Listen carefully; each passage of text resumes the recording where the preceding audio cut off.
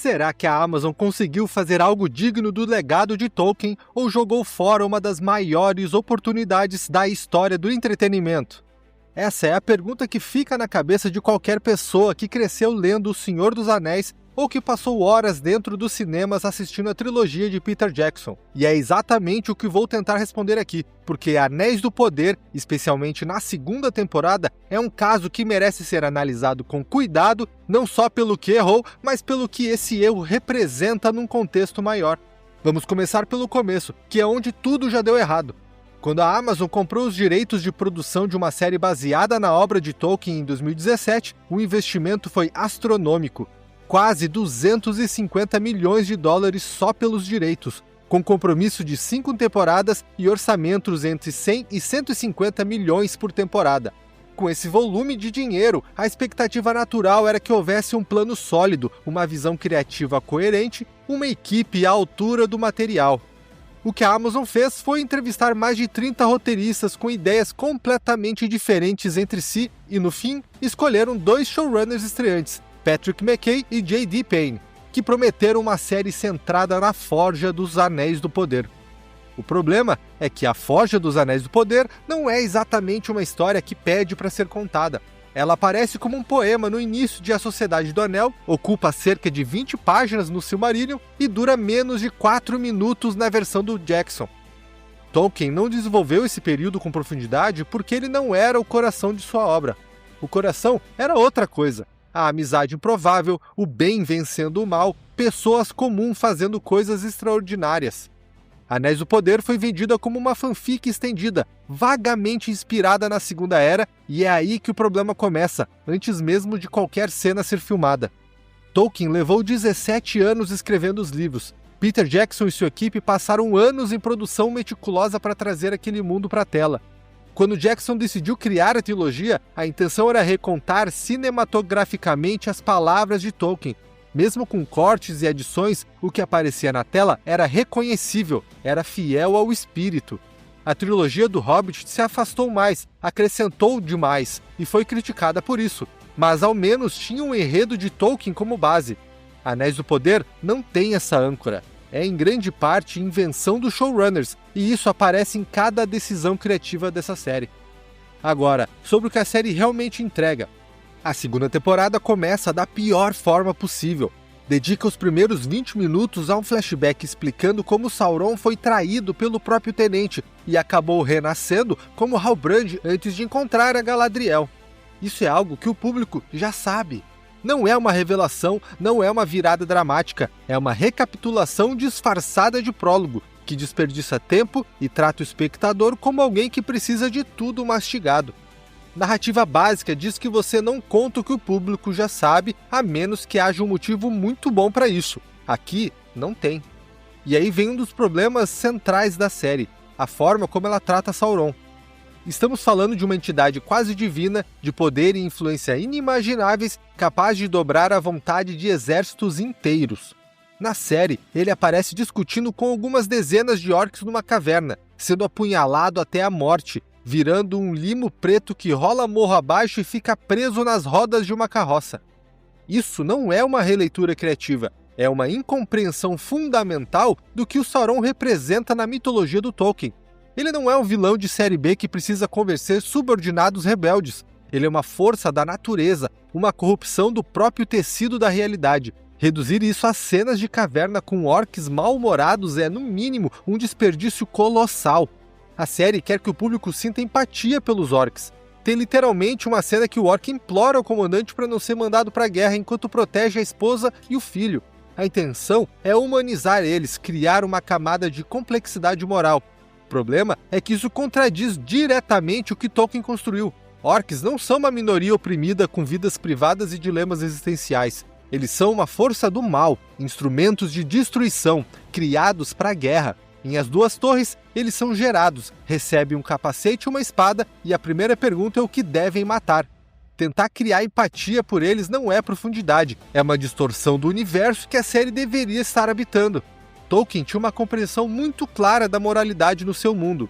Não era simplista, mas era coerente. Havia o bem e o mal, e a tensão entre eles era o motor de tudo.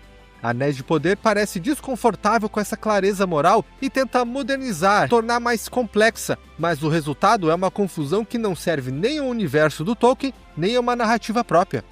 Falando em narrativa própria, a estrutura da história também não funciona. Tanto o Hobbit quanto o Senhor dos Anéis são enredos íntimos, surpreendentemente simples no núcleo. Gente pequena embarcando em aventuras impossíveis. Anéis de Poder precisava ser diferente. Os showrunners disseram que queriam algo mais no estilo de Coração Valente, não de Nárnia. E por isso teceram uma narrativa muito mais complexa, com múltiplas tramas paralelas que raramente se conectam de forma satisfatória. O resultado é uma série que parece grande por fora e vazia por dentro. A primeira temporada ficou obcecada com a identidade de Sauron, tentando montar um mistério que nunca foi realmente atraente.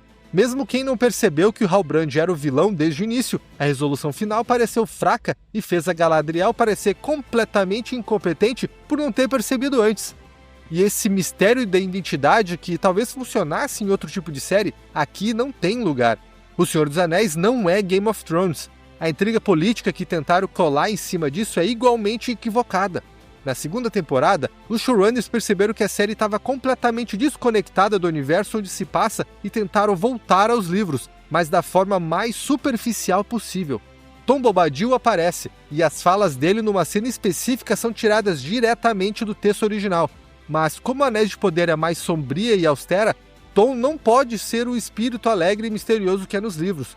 O diálogo que não é copiado vira exposição direta, sem as charadas líricas que definem o personagem. É uma meia-medida que capsula bem o fracasso constante da série em construir algo significativo em cima do mundo de Tolkien. Sobre o visual, a série tem um problema que os filmes do Hobbit também tinham. Parece polida demais, superproduzida, sem a textura orgânica que fez os filmes do Jackson parecerem reais. Os elfos de Jackson eram etéreos na medida certa. Em Anéis de Poder, os elfos têm cortes de cabelos militares, orelhas grossas e curtas, figurinos que erram o tom com frequência. Tem cenas tão escuras que literalmente não dá para ver o que está acontecendo. E para uma série que custou $1 bilhão, é impressionante como tudo que deveria ser grandioso parece pequeno e barato. Os diálogos são outro problema sério. Longos, pomposos, tentando desesperadamente replicar o tom épico dos livros sem ter a substância que sustenta esse tom. Tom que escrevia com aquela cadência porque tinha milênios de mitologia por trás de cada frase. Aqui a pomposidade é uma fantasia, uma imitação de profundidade que soa vazia. Nem o melhor ator do mundo conseguiria fazer esse material soar natural. E os personagens variam do ingênuo a inexplicavelmente idiotas, tomando decisões que só fazem sentido porque a trama precisa que elas sejam tomadas. Escrever elfos é um desafio genuíno. Cada um deveria transmitir séculos de sabedoria e experiência. O que a série entrega são personagens que parecem tão inteligentes quanto os roteiristas que os escreveram. E isso não é um elogio. A Galadriel é o maior exemplo. Leitores e fãs dos filmes conhecem a Dama de Valfenda como uma figura estoica, elegante, de uma força quase impossível. A versão da série foi escrita como alguém de pavio curto, focada demais num único objetivo, que convence as pessoas quase na base da ameaça e coloca vidas élficas em riscos por teorias que, por acaso, acabam se provando certas. Claro que personagens podem crescer e mudar ao longo de milênios, mas essa reinterpretação é difícil de aceitar, não porque é diferente, mas porque parece fundamentalmente equivocada em relação ao que torna o personagem interessante. Anéis do Poder quer ser épica e sombria, mas também quer ser acessível e moderna. Quer ter personagens complexos, mas também quer ter representatividade visível em cada cena. Essas intenções não são necessariamente incompatíveis, mas a forma como a série as executa cria uma dissonância constante. A diversidade metropolitana moderna projetada numa cultura nórdica medieval não funciona porque parece exatamente o que é, uma projeção, não uma construção orgânica do mundo. O que fica claro assistindo essa segunda temporada é que as lições da primeira não foram aprendidas. Tudo que era problemático ficou mais problemático. As mesmas escolhas equivocadas e a mesma falta de compreensão do que tornou o material original especial. Anéis do Poder parece mais um trabalho por obrigação do que por desejo criativo, e isso aparece na tela. No fundo, tem uma razão para o Tolkien ter colocado a Forja dos Anéis como um poema no começo da Sociedade do Anel. Não é uma história que precisava ser contada em detalhes. Não é central para os temas e mensagens que ele queria transmitir.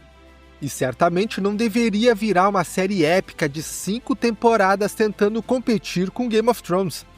O Senhor dos Anéis é sobre outras coisas. É sobre afeto, sobre resistência, sobre o peso das escolhas pequenas no mundo grande demais. Anéis do Poder claramente não entende isso, e é por isso que, apesar de todo o dinheiro e de toda a produção, a série soa tão deslocada dentro do universo que habita. No fundo dos escritórios da Amazon, um grupo de executivos e representantes do espólio de Tolkien forjaram uma nova história. Nessa história, despejaram bilhões de dólares em um mal-entendido fundamental sobre o que tornava a obra original tão poderosa. É uma série que tem o nome de Tolkien na abertura, que tem tudo para ser grande e consegue de alguma forma parecer pequena. Se você gostou do que ouviu, curta, comente e se inscreva. Nos vemos no próximo vídeo.